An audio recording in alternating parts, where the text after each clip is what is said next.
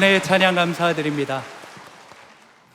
이제 성경 말씀을 봉독하겠습니다. 오늘 우리에게 주시는 하나님의 말씀은 고린도후서 5장 14절에서 19절까지의 말씀입니다. 제가 가지고 있는 성경은 신약 성경 290페이지입니다. 주신 말씀 고린도후서 5장 14절에서 19절까지의 말씀을 함께 교독하시고 마지막 절은 다 함께 합독하시도록 하겠습니다. 제가 먼저 읽겠습니다. 하나님의 말씀입니다. 그리스도의 사랑이 우리를 강권하시는도다. 우리가 생각하건대 한 사람이 모든 사람을 대신하여 죽었은즉 모든 사람이 죽은 것이라. 그가 모든 사람을 대신하여 죽으심은 살아있는 자들로 하여금 다시는 그들 자신을 위하여 살지 않고 오직 그들을 대신하여 죽었다가 다시 살아나신 이를 위하여 살게 하려 함이라. 그러므로 우리가 이제부터는 어떤 사람도 육신을 따라 알지 아니하노라. 비록 우리가 그리스도도 육신을 따라 알았으나 이제부터는 그같이 알지 아니하노라. 그런즉 누구든지 그리스도 안에 있으면 새로운 피조물이라.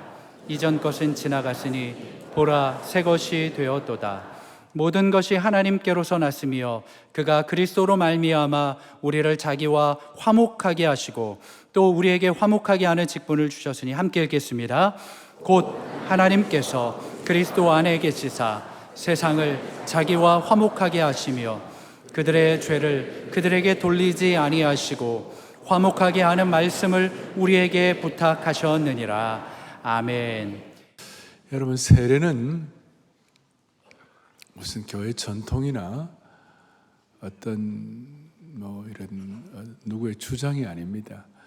세례는 제가 세례할 때에 우리 주 예수 그리스도의 고귀한 명령을 순종하여 이렇게.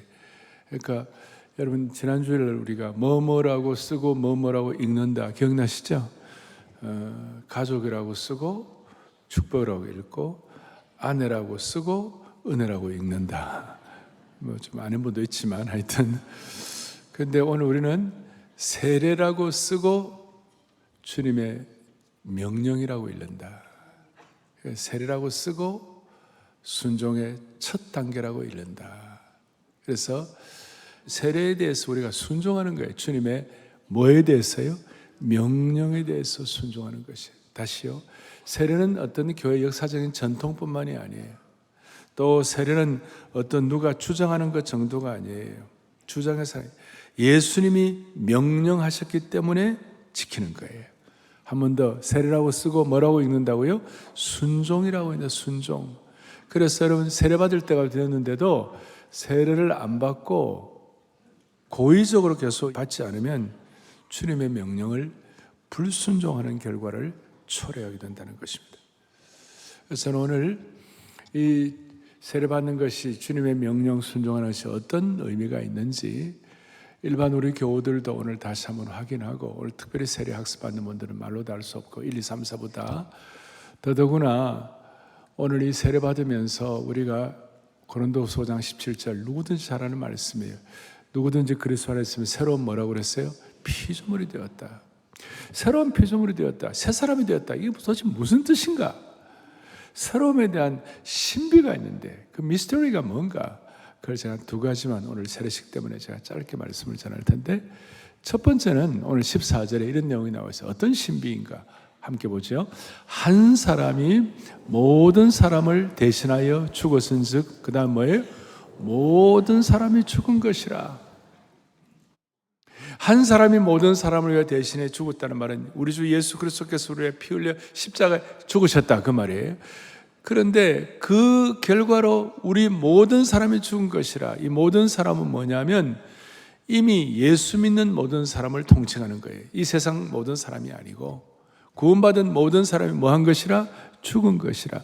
첫 번째 신비는 뭐냐면 옛 자아가 죽은 신비다. 저와 여러분들은 옛 자아가 뭐예요? 죽었다. 옛 사람이 죽어 장사 지낸 바가 되었다. 다시 여기 모든 사람은 구원받은 성도를 지칭하는 건데, 그러니까 옛 자아가 죽었다. 이 무슨 뜻인가 하면 다시 살아날 수가 없다. 오죽하면 갈라디아서 5장에 보니까 그리스도 예수의 사람은 그 정과 욕심을 십자가에 못 박았느니라. 죽었다. 옛 자아가 다시 살아날 수 없다. 그러니까 이 포인트는 뭐냐면 마귀가 아무리 나 옛 자아를 충동질하고 자극한다 할지라도 우리는 거기에 반응할 필요가 없고 했어도 안 되는 거예요. 왜냐하면 우리의 자아가 죽었기 때문에. 그래서 제가 세례식을 할 때마다 강조하는 것은 우리의 옛 자아, 옛 사람에 대해서 우리는 장례식을 하는 거예요. 장례식을 치러야 돼요. 아니 치른 거예요. 그래서 오늘 세례받는 분들뿐만 아니라 이미 예수 믿는 우리 모두는 다시 한번 옛 자아가 뭐예요? 죽었다. 그러니까 옛 자아가 죽었다는 말은 내 중심의 세상이 무너졌다는 뜻이에요. 와, 이거 어떡하냐? 여러분 다시요. 오목사도 오목사의 중심의 세상이 무너지는 거예요. 여러분 우리가 세례받고 주님 앞에 새롭게 된 큰 신비 중에 하나가 우리의 자아가 죽는 것인데, 하나님께서 이 예배에 참석하신 모든 분들 은혜 주셔가지고 옛 자아가 죽는 거룩한 장례식의 은혜가 있기를 바라는 것이에요. 그래서 세례식 이꼴 옛 자아의 장례식, 옛 자아의 장례식. 자, 그런데 질문이 있어요. 예수님을 구세주로 고백하는 사람에게는 자아의 죽음이 우리에게 일어난 실제적인 사건인데 왜 많은 성도들이 그 죽음을 실제적으로 경험하지 못하고 자아가 펄펄 살까? 한 번씩 살까? 그 이유는 옛 사람, 옛 자아가 십자가에서 죽었지만 죄의 습관, 죄의 그림자, 죄의 잔상이 여전히 내 속에 남아있어요. 그러니까 옛 자아가 그림자처럼 우리를 따라다니는 거예요. 시내산의 율법을 받았지만 애굽의 노예의 습관이 남아있는 거예요. 그래서 옛 자아는 실제로 죽은 줄 믿습니다. 반응이 좀 봐요. 예? 옛 자아는 실제로 죽은 줄 믿습니다. 사건 자체는 끝났어요. 죽음의 사건은 끝났어요. 그런데 이 잔상과 그림자가 옛 습관에 남아있어가지고 우리 옛 자가 죽었지만 바울 사도는 로마서 8장 13절에 뭐라고 하냐, 몸의 행실을 죽이면 살겠다. 로마 교회는 이미 복음을 들은 교회예요. 이미 옛 자가 죽은 교회예요. 그런데도 몸의 행실을 죽이라. 무슨 말입니까? 죽었는데 또 죽이라는 거예요.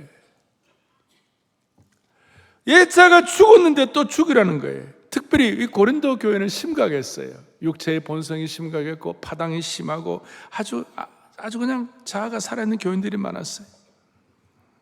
옛 자아의 사고 패턴, 옛 자아의 습관, 이런 것이 우리 몸에 남아있기 때문에, 그래서 제가 좀 어렵게 말을 하면 옛 자아의 존재론적으로는 죽었지만 기능적으로는 살아가지고 지금도 활동하고 있는 거예요. 그래서 옛 자아의 잔상과 그림자가 우리를 따라다니는데 이 그림자를 처리를 해야 되는 거예요.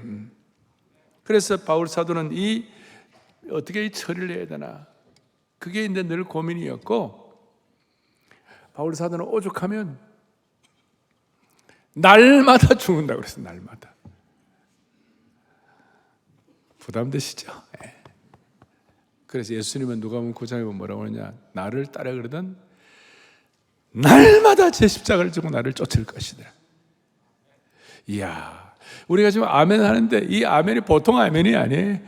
오늘 세례받는 분들은 이게 보통 일이 아니에요. 그러니까 죽었는데 또 죽어야 되는 거예요. 날마다 제 십자가를 지고 나를 쫓을 것이니라. Day by day. 심지어 제가 그 옛날에 저 사역하면서 제 사역 그 서재에다가 그 우리 교회 신문이 우리지가 있는데 우리지에다 글을 쓰면요, 그 뭘 패를 하나 주는데, 패가 뭐냐면 나는 날마다 죽노라 이거예요. 패를 딱 걸어놨는데 어떤 원로 목사님이 저한테 오시더니 목사는 날마다 죽나? 나는 매 시간 죽는다. 데이 바이 데이가 아니라 아월 바이 아월, 날마다 죽는다. 날마다 죽었는데 또 죽어야 된다.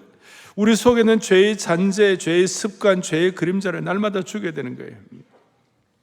그러니까 우리에게는 이게 매일매일이 전쟁이고 매일매일이 선택이고 매일매일이 결단이고, 이게 억지로 되겠습니까? 자, 봐요. 이게 내 힘으로 되겠냐고. 그러니까 이게요, 날마다 주는 이게 우리에게 그림자라고 그랬어요. 이 그림자는 어두울 때, 빛이 어두울 때 어두운 그림자가 생기잖아요. 그러니까 빛이 환해지면 그림자가 남아있다 사라진다? 사라지는 거예요. 빛이 오면 사라지는 거예요. 옛자의 습성과 잔상과 그림자를 죽이려 하는데 이게 매일 전쟁이지만 빛이 오면, 빛을 비추면 빛을 비추는 게 뭐냐? 예수 그리스도의 빛을 비추면 그 그림자가 사라지기 시작하는 거예요. 빛 대신 주, 어둠을 해칠 수 있도록. 그리고 나의 기쁨, 나의 소망 되시고 나의 생명이 되신 주 찬양하면서 내 구주 예수를 더욱 찬양하면서 아침에 일어나고, 오늘도 아침에 일어나고 저는 주님 오늘도 이 날을 인도하여 주십시오. 그리고 오늘 이날 영광스러운 주일 예배, 아니 매일매일이 주님 앞에 감사하는 날이 되게 하시고, 저의 약점은 주님 가리워 주시고 일용할 양식을 주시고, 주기도문에 있는 기도처럼 그런 기도를 하면서 매일매일 하나님의 인도를 구하고 매일매일 주님의 인도를 구하고 자기 전에 오늘도 인도해 주신 주님께 감사합니다. 이렇게 하면 주님이 빛을 비춰주시면 죄의 잔상이 물러가기 시작하는 것이에요. 그리고 우리의 옛자가 죽는다 하는 이 말이 부담만 되는 말인가? 그렇지 않다는 거예요. 부담만 되는 말이 아니라 이 감사가 되는데, 이게 뭐냐면요, 내 자아가 죽으면 우리가 참된 자유를 얻게 되는 것이에요. 자아가 살아있을 때는 늘 그 자아를 통해서 죄의 본성, 자기 욕망, 자기 체면, 자기 영광, 자기 계획, 자기 불안이 끊임없이 우리를 묶고 얽매이게 하는데요, 늘 긴장이 있는 것이에요. 자유가 없는 거예요. 그런데 자아를 죽이면요, 참 자유가 생기기 시작하는 거예요. 예를 들어서 뭐 어디 가가지고 누가 나를 안 알아주고 막 그러면 속에 열불이 나고, 왜 나를 안 알아주나 뭐 이렇게 생각하고 막 시험 들고 답답한데, 물론 그런 데를 가면 안 되는 거예요. 괜히 그런 데 가고 시험 들게 그럴 그 지혜가 있으면 안 가지만, 그러나 사람이 살다 보면 우리가 어떻게 보면 뭐 대우를 제대로 못 받고 힘들 때가 있지 않겠어요? 그때 내 자아가 막 살아나는 거예요. 그런데 우리의 자아가 죽으면 그런 게 상관이 없는 거예요. 상관이 없고, 내 그 그림자가 사라지기 시작하면 자유를 얻게 되는 거예요. 누가 알아주든 안 알아주든 나의 기쁨, 나의 소망 되시는 그분이 나에게 빛이 되시기 때문에 이게 해결이 되기 시작하는 것이에요. 그 얼굴이 달라지기 시작하는 것이에요. 다시요, 자아가 죽으면 자유가 우리에게 허락되는 것이다.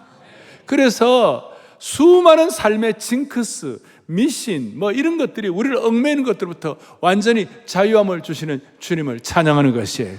예를 들어서 요한복음 8장 36절에 뭐라고 이런 말씀입니다. 시작. 그러므로 아들이 너희를 자유롭게 하면 너희가 참으로 아등바등하지 아니하고 우리에게 자유함을 주시는 주님을 찬양하는 것입니다. 사랑하는 여러분, 주님 안에서 자유함을 얻으면 미신, 징크스 있잖아요. 축구 선수들 가운데 막 어떤 사람은 뭐 면도를 하지 않아야 골이 들어간다나?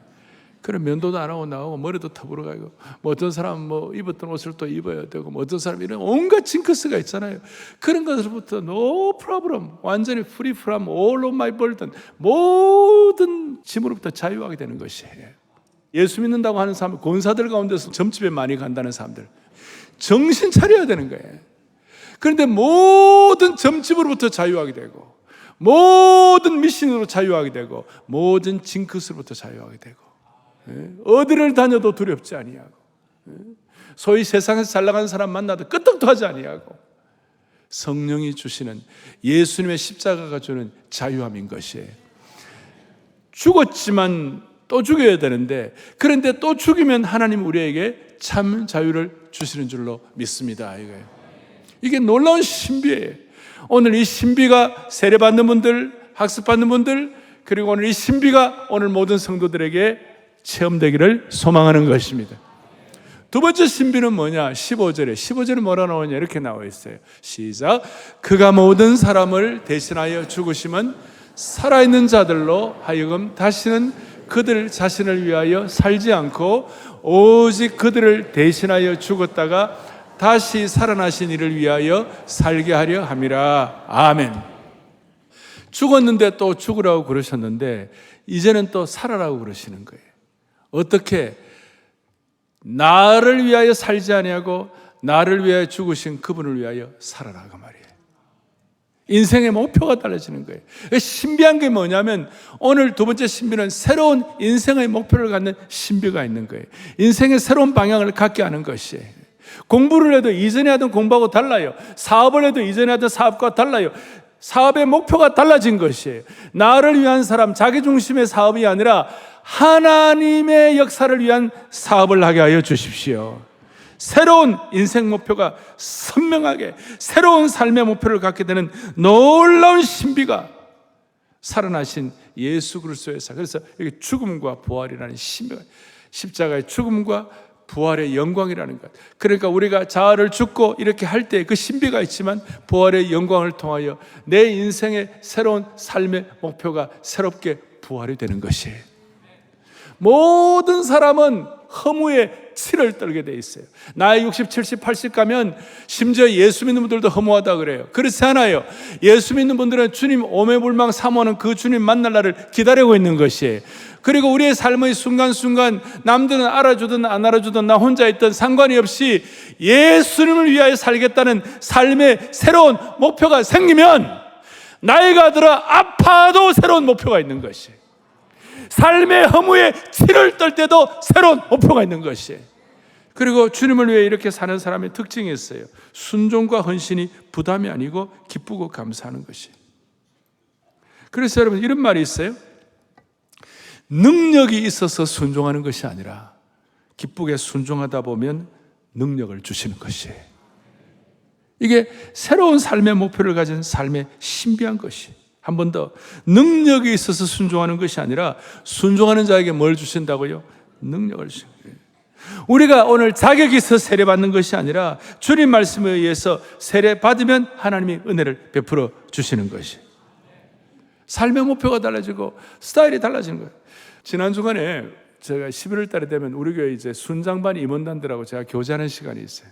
점심을 같이 하는데 새롭게 될 임원단들 또 전에 임원단 한 20여 명 같이 교제를 하는데 이 순장 임원단들이 어떻게 은혜를 받고 또 삶의 목표가 어떻게 달라지고 하나님께서 어떻게 인도하시고 쭉 얘기를 하는데 지난 우리 10월 인생 10월 참 고생 많이 했잖아요. 순장반 임원단들 앞장서서 수고하고 아침 6시 7시부터 나가고 고생을 해도 특별히 세계복음전명 총회할 때 전력 투구를 했어요. 놀랍게. 그래서 그 투구를 하면서 고생을 하는데 목사님 영적 전우회가 생겼습니다. 영적 전우회. 더 지체들끼리 더 사랑하고 기뻐하는 공동체가 된 것 같다고. 그 육신은 힘들지만 영적으로는 살려주셨다고. 이렇게 할 때 신앙의 스케일이 달라지는 거예요. 어떻게 달라지는가? 우선 16절에 보면 사람을 겉으로 보면 이제부터 어떤 사람도 육신을 따라 겉모습만 보고 뭐 껍데기만 보고 이런 인생 안 살겠다. 그리고 18절 19절에 보면 뭐라고 나와 있느냐면 이렇게 나와 있어요. 함께 보겠습니다. 모든 것이 그가 그리스도로 말미암아 우리를 자기와 화목하게 하시고 또 우리에게 화목하게 하는 직분을 주셨으니 그 다음 뭐예요? 19절 곧 하나님께서 그리스도 예수 안에 계시사 세상을 자기와 화목하게 하시고 그들의 죄를 그들에게 돌리지 않은 그 다음 중요합니다. 화목하게 하는 말씀을 우리에게 부탁하셨느니라. 아멘. 화목해 하라 하신 구주의 말씀을 온 세상 전파하라. 오늘 마칠 때 그 찬송할 거예요. 우리가 지금은 나그네 되어도. 너무나 놀라운 것은 신비한 것인데 자아가 죽는 것, 또 죽고 또 죽는데 그런데 우리를 살려주셔갖고 삶의 새로운 목표를 주셨는데 공부를 해도 사업을 해도 이제는 완전히 달라지는 것이고 자식을 키워도 완전히 달라지는 것인데 이 모든 것들을 종합해서 신비한 거면 화목해 하는 직책을 주신 거예요. 여러분들이 가는 곳마다 가정이 화목되는 것이에요. 여러분이 가는 곳마다 여러분 공동체가 화목하게 되는 것이에요. 지금 하나님과 우리 국가가 화목하고 있습니까? 하나님과 우리 국가가 화목하게 못하는 것이 있다면 여러분이 화목해 하는 직책을 감당하면 하나님과 국가가 화목하게 되는 것이에요. 예? 우리는 화목해 하는 이게 어마어마한 거예요. 그러니까 적당히 화목해 하는 이 적당한 것이 아니라 예수 그리스도의 피의 십자가는 인간과 하나님과 사람 사이를 화목하게 할 뿐만 아니라 인간과 인간을 화목하게 하는 것이 아니라 이 피의 십자가는요 하나님의 이 창조 질서를 주님이 다시 화목하게 만들어 주시는 것이에요. 엉겅퀴와 진리를 가지고 우리가 범죄했을 때 완전히 세상이 엉망된 거예요. 환경이, 자연환경이 엉망된 거예요. 그런데 예수 믿는 사람이 가는 곳마다 자연환경과 하나님이 화목하게 돼가지고, 여러분, 예수 믿는 사람들이 많은 그 지역은요, 그 지역의 환경이 아름다운 환경으로 변화되는 줄 믿으셔야 되는 것이에요. 유럽이 아름다운 것은 유럽의 과거에 신앙의 선배들이 그렇게 갖고 왔기 때문에 그렇게 되는 것이에요. 우리 한국도 앞으로 그렇게 될 거예요. 남한과 북한을 비교해 보세요. 북한은 민둥산이에요.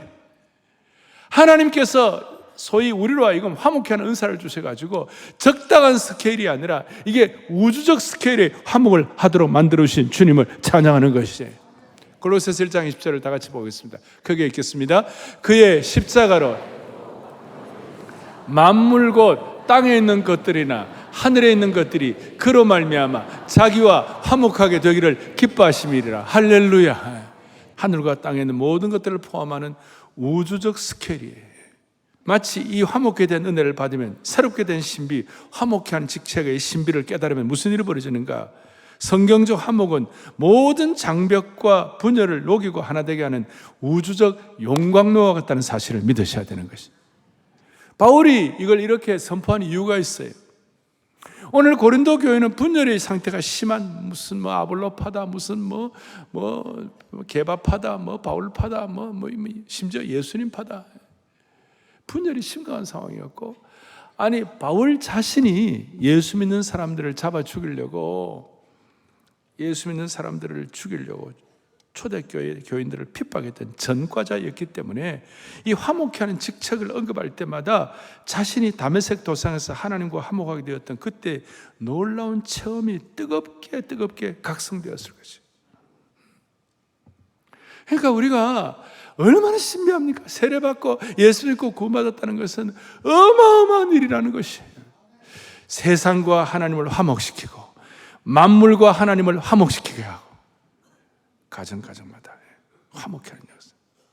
그래서 이 화목케 하는 직책은 이 땅의 분열과 계급 갈등, 폭력으로 가득한 죄의 질서 속에서 관계가 회복되는 것, 그걸 뛰어넘어가지고 새로운 창조 질서 속에서 하나님과 사람, 피조 세계까지 깨어진 관계 회복되는 우주적 용광로의 무게를 지닌 축복이 있는 줄로 믿습니다.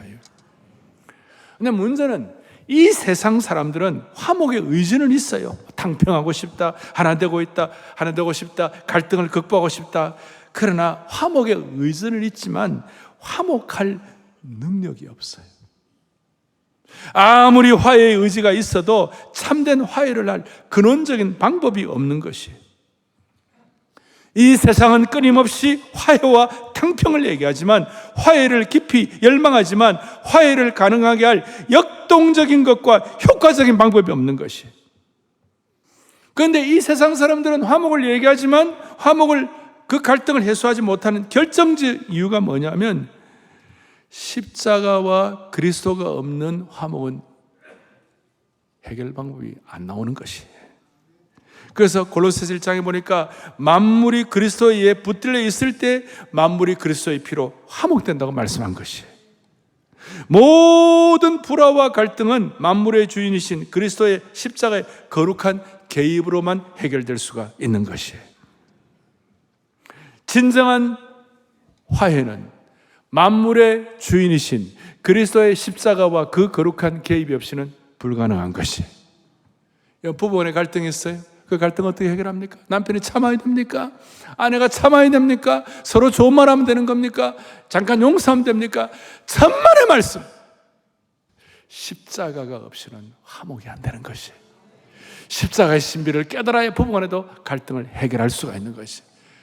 그래서 삼각형 아시잖아요. 남편이 있고 아내가 있는데 그리스도의 십자가의 화목이 중간에 있어야만 부부간의 갈등이 해결되는 거예요. 국가 간의 갈등도 마찬가지. 십자가가 없이는, 사회의 구조적인 갈등은 그리스도의 십자가라는 거룩한 개입이 없이는 결코 화해가 불가능한 것이. 세상의 상담 어느 정도 도움은 돼요. 그러나 그 껍데기 잠깐 단 것 사탕 주는 정도의 근본적인 해결 안 돼. 그리스도의 십자가가 모든 화목을 가능하게 하는 것이고, 그래서 여러분들과 오늘 우리가 세례받고 오늘 예배에 참석하면서 여러분들은 젊은이들 말로 하면 찐 화목의 대사가 되기를 바랍니다. 화목케 하는 대사가 되어야 되는 거예요. The ambassador of reconciliation. 화목케 하는 영적인 찐 대사가 되기를 소망합니다. 십자가 오시고요. 마지막으로 이 화목케 하려면 여러분 뭐가 필요하냐? 뭐가 필요하냐? 에너지가 있어야 돼요. 한 번쯤 화목이 되는데 계속 해야 될 거 아니에요. 그 에너지가 영적인 힘과 에너지가 영적인 힘의 원천이 뭐는가? 그것이 오늘 14절이에요. 그래서 오늘 본문을 다 해석했는데 이게 너무 중요해요. 시작. 그리스도의 사랑이 우리를 할렐루야. 그리스도의 사랑이 우리를 강권하셔야 되는 거예요. 오늘 이 예배를 주님 사랑하는 때문에 나온 줄 믿습니다. 알겠죠? 세례도 주님 사랑하는 때를 받는 것이에요. 그리스도의 사랑이란 것이 우리에게 이 화목케 하는 대사의 직책을 끝까지 감당하게 하고 자아가 죽게 하고 새로운 삶의 목표를 힘있게 잘 감당할 수 있도록 사업도 공부도 우리의 모든 인생살이도 가능하게 하는 것인데 그리스도의 사랑이 우리를 강건하게 하셔야 되는 거예요. Bank of Heaven, 하나님 천국 은행에서 이 사랑이라는 구좌에서 날마다 이걸 우리가 꺼내 써야 되는 것이에요. 24시간 오픈되어 있는 이 구좌를 우리가 써야 되는 것이. 오늘 사랑하는 형제자매 여러분, 세례받는 분들뿐만 아니라 오늘 모든 성도들, 오늘 방송으로 들은 모든 분들, 별관에서 예배드리는 모든 분들 마음의 소원을 하시는 거예요. 우리는 천국은행에서 사랑 구좌 24시간 빼낼 것이다. 그래서 우리가 영적인 힘과 능력을 날마다 받을 것이다. 주님 사랑해요. 또 주님의 사랑을 우리가 공급받아야 되는데 충전을 해야 돼. 사랑에 충전을 해야 돼. 그리스도의 사랑이 강건하시도록 충전해야 돼. 어떻게 충전? 대충전이 뭐냐? 주일 예배가 대충전이에요. 그래서 주일 예배 안 나오는 사람들은 사랑의 충전을 못 받으니까 그러니까 제가 볼 때 주일 예배를 등한시하는 사람 치고 제대로 주님을 사랑하는 사람을 내가 본 적이 없어요. 다 아멘. 대충전이 대충전. 중충전이 뭐냐? 다락방과 훈련이에요. 소충전이 뭐냐? 날마다 아침에 주님과 큐티하고 아침에 말씀과 기도로 주님과 교제하는 것이. 한 번씩은 급속 충전도 필요해요. 급속 충전이 뭘까요? 특세예요.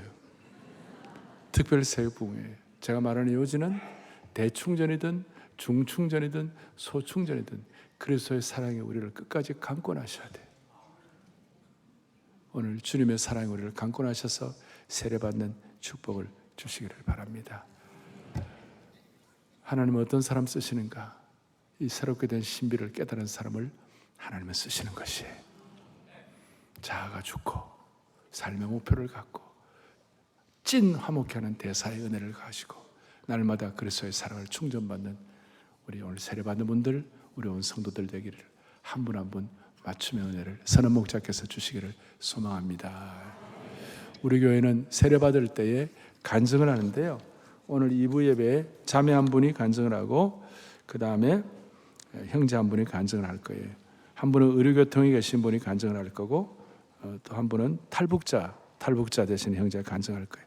이성은 자매 이 시간 나오셔서 사랑으로 찾아오신 예수님에 대해서 간증하겠습니다. 나오십시오. 나오실 때 따뜻한 박수로 환영하겠습니다.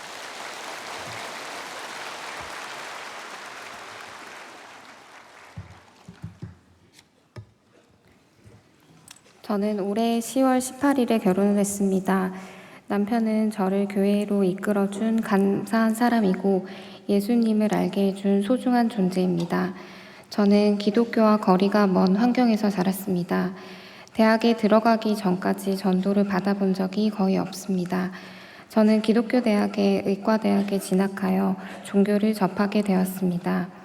신학대학교라 일주일에 2번은 채플에 참여해야 했고 성경학개론 등의 필수 과목을 이수해야 했습니다. 교수님들도 대부분 기독교인이었습니다. 주일에 교회에 같이 가야 하는 수업 과정에 포함되어 있어서 교회에 예배를 드리기도 했습니다. 그렇게 기독교인들과 교제를 했고 가장 친한 친구와 6년 동안 돈독한 우정을 쌓았습니다. 하지만 이 친구와 관계에 문제가 생겼습니다. 관계에 문제가 생기자 이 친구는 너는 믿지 않는 사람이라 천국에서 만날 사람이 아니라고 선을 그었습니다. 제 앞에서 천국에 만날 사람과 그렇지 않은 사람을 구분하여 행동하는 친구에게 마음에 큰 상처를 받았고 기독교에 대한 회의감을 쌓은 채 졸업했습니다. 이 친구에 대한 기억은 저를 오랫동안 사로잡았습니다. 또 상처를 받을까봐 되도록 기독교인과 만나지 않으려고 노력했습니다. 그러던 중 지금의 남편을 만나게 되었습니다. 처음에 교회를 다니지 않거나 다니더라도 소위 나일론 신자일 거라 생각하고 만났습니다. 하지만 남편은 저의 예상과 달리 지금까지 봐온 사람 중에서 가장 신실하고 올바른 사람이었습니다. 남편을 계속 만나면서 기독교에 대해 갖고 있던 편견이 깨지기 시작했고 기독교가 무엇인지 고민을 거듭하게 되었습니다. 하지만 그동안의 반감과 상처로 교회를 계속 다니기는 힘들겠다 결론을 먼저 내리고 2024년 6월 사랑의 교회에 첫 예배를 드리러 왔습니다. 얼른 부딪혀보고 이 사람과 헤어져야겠다는 생각이었습니다. 그렇게 현재 남편이 된 사람의 손을 잡고 한 주 한 주를 보내다 보니 어느덧 1년 반 동안 주일마다 예배를 드리고 있습니다. 주일마다 교회를 다니는 것이 힘든 날도 있었지만 어느덧 마음이 편안해지는 것을 느꼈고 예배 시간이 소중한 시간이 되었습니다. 저의 부정적인 마음, 상처가 눈 녹듯 사라져 있었습니다. 이 모든 것이 저를 끝까지 포기하지 않으시고 교회로 불러주시고 보듬어 주신 하나님의 뜻이라고 생각합니다. 저는 대학병원에서 임신이 어려운 난임 부부가 임신을 할 수 있도록 도와주는 일을 하고 있습니다. 한 가정에 아이가 생긴다는 것은 이루 말할 수 없는 소중한 일이며 이는 저의 노력보다 갑절의 보람으로 저에게 돌아옵니다. 하지만 이 일을 하면서 임신과 출산이 의학의 힘으로만 되는 일이 아님을 여실히 느낍니다. 제가 아니라 하나님이 하시는 일이라고 고백할 수밖에 없습니다. 세상의 소금으로 쓰이고 싶은 저는 매일 수술할 때마다 하나님의 뜻 가운데 환자들을 보살펴달라고 기도합니다. 주일마다 담임 목사님 교회 설교를 들을 때마다 말씀이 새롭고 좋습니다. 하지만 제 평생 처음 신앙생활을 하다 보니 아직은 제 믿음이 부족하고 하나님에 대해 모르는 것이 많다는 것을 느낍니다. 부족한 저이지만 오늘의 간증을 통해 더 큰 은혜를 받을 수 있기를 기도합니다. 이 순간을 기억하고 주님을 위해 살고 교회를 섬기며 맡겨진 사명을 따라 믿음의 그릇으로 빚어지기를 고대하며 하루하루 나아가겠습니다.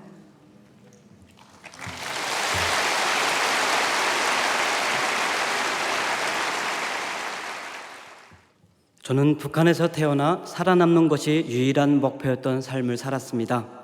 그러던 중 하나님의 특별한 인도하심으로 대한민국에 정착하게 되었고 현재 사랑의 교회 북한사랑 선교회에서 신앙생활을 하며 새로운 삶을 살고 있습니다. 제가 태어난 시기는 북한 역사상 가장 어려웠던 고난의 행군 시기였습니다. 온 사회가 국심한 기아에 시달리며 생존만을 갈구하던 시절 저희 가족 역시 예외는 아니었습니다. 어린 나이에 아버지와 동생을 용량실조와 질병으로 세상을 떠나보내야 하는 아픔을 겪어야 했습니다. 그 시절에 저에게는 미래의 꿈을 생각할 여유가 없었고 오직 오늘은 무엇을 먹을 수 있을까 하는 당장의 먹을 걱정만이 전부였던 시절이었습니다. 18살부터 군복무를 시작했습니다. 북한에서 군복무는 선택이 아니라 국가가 정한 무조건적인 의무 과정이었습니다. 10년의 군복무 전 기간 개인의 감정, 사유는 허용되지 않았으며 혹독한 환경 속에서 오직 명령에 절대 복종하는 인간 병기로 살았습니다. 군복무 7년째 당국의 특별명령으로 러시아 모스크바의 외화벌이 노동자로 파견되게 되었습니다. 하루 14시간에서 16시간의 거센 노동을 해야 했으며 하루 계획량을 수행하지 못하면 욕설과 추궁을 받아야 했습니다. 노동한 대가에 거의 모든 수입은 당국에 바쳐야 했으며 저에게는 희망 없는 복종과 피로만이 쌓였습니다. 그러나 그곳에서 저와 다른 삶을 살고 있는 사람들을 보게 되었습니다. 누군가의 통제 없이 자유로운 일상을 살아가는 모습은 저에게 질문을 던졌습니다. 나의 삶은 왜 저들과 다를까? 나도 저들처럼 살 수 없을까? 그때부터 제 마음속에 새로운 소망이 생기기 시작하였습니다. 많은 고민 끝에 탈북을 결심하고 유엔에 찾아가 대한민국으로 난민 신청을 하였습니다. 그 과정은 말로 표현할 수 없이 두렵고 위험한 여정이었습니다. 저의 탈북을 막으려고 북한 보위부와 경찰, 심지어 마피아의 추격은 끊이지 않았고 저는 매일 불안과 긴장 속에서 살아야 했습니다. 만약 그들에게 붙잡히면 모든 것이 끝나기에 매 순간 불안과 두려움으로 떨어야 했습니다. 그러나 바로 그러한 시기에 하나님께서는 저에게 귀한 만남을 허락해 주셨습니다. 우연히 한국 선교사님들과 목사님을 만났는데 그분들은 조건 없는 사랑으로 저를 대해 주셨습니다. 저의 사연을 들어주시고 안전할 수 있도록, 한국에 무사히 갈 수 있도록 간절히 기도해 주셨습니다. 선교사님들이 처음에는 잘 믿어지지 않았지만 항상 하나님이 너와 함께 하시며 안전하게 지켜주신다라며 매일 저를 위해 기도해 주었습니다. 언제 잡힐지 모르는 공포와 두려움으로 떨고 있는 저의 마음을 안정시켜 주었습니다. 선교사님들과 찬양하고 성경을 읽으면서 하나님께 제게 새로운 길을 열어주십시오라고 기도를 시작하였습니다. 당시 코로나 팬데믹으로 모든 환경편이 중단된 상황이었지만 하나님은 기도와 응답으로 한국으로의 길을 열어주었습니다. 공항에 도착하였을 때 느꼈던 안정감은 제 평생 처음 경험하는 새로운 느낌이었습니다. 한국 정착의 시작을 배움으로 시작하였습니다. 반석 학교에서 대학교 입시 준비와 사랑의 교회에서의 신앙생활을 시작하면서 비로소 진정한 자신의 삶을 살기 시작하였습니다. 그러나 북한을 벗어나 얻은 생존의 자유는 정착이라는 또 다른 현실적 두려움 앞에서 흔들리기도 하였습니다. 어렵고 힘들 때마다 예배와 기도로 이겨내며 회복과 성장을 경험하고 있습니다. 한국에 도착하여 처음 사랑의 교회 예배당에 들어섰을 때 또다시 감동하였습니다. 주일 예배 가운데 담임 목사님의 말씀을 들으며 살아있다는 생생한 감각을 되찾았습니다. 복음의 말씀은 제 안에 깊이 뿌리 박힌 상처와 방황을 위로해 주었고 찬양과 기도는 저의 굳었던 마음을 녹여주었습니다. 예배 속에서 저는 분명한 확신을 얻게 되었습니다. 나는 이제 새로운 시작을 할 수 있다. 예수 그리스도의 제자로 거듭날 수 있다. 그 확신으로 저는 세례받기를 결단하였습니다. 사랑의 교회는 피 흘림 없는 복음적 평화통일을 위해 기도합니다. 저 역시 그 비전에 깊이 공명하게 되었습니다. 이제 저는 이 세례식을 시작으로 주님께 받은 은혜를 깊이 품고 저의 삶을 북한 복음화와 평화통일을 위해 드리겠습니다. 하나님께 감사드립니다.